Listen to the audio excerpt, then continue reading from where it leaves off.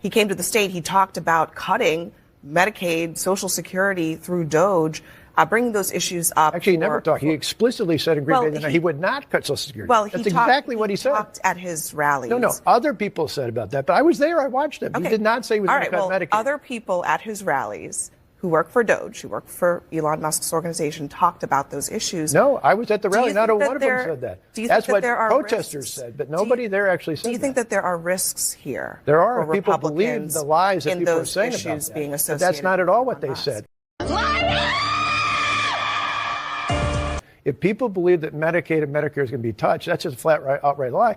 What he talked about are people who are over 120 years old, who clearly are not alive. Well, the reason I brought it up is Social Security or Medicaid. Okay, well, that's totally wrong. I think just to sort this out, the reason I brought this up is because the claim here is that there's massive, widespread fraud, and that's all they're addressing. That's obviously a disputed claim because it's not true that 120-year-old people are getting Social Security checks.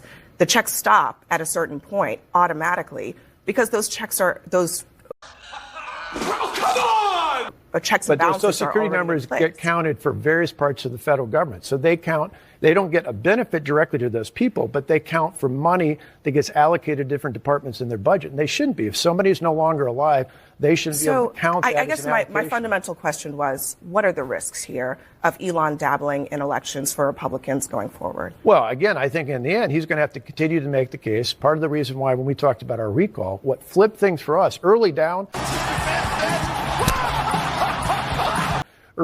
in that recall process, Time magazine called me Dead Man Walker. And the reason was because all the narratives coming out from the press, coming out from the left, were about all these horrible, egregious things. Once we started to give examples of the things we were actually doing, not the things the press said, not the things that our opponents said, but the things that we were actually doing, when we ended up going before the voters in the final election in the recall, we actually won by more votes than we did. So I think that what's paramount for him or anyone else aligned with him is keep giving actual examples of what they're doing.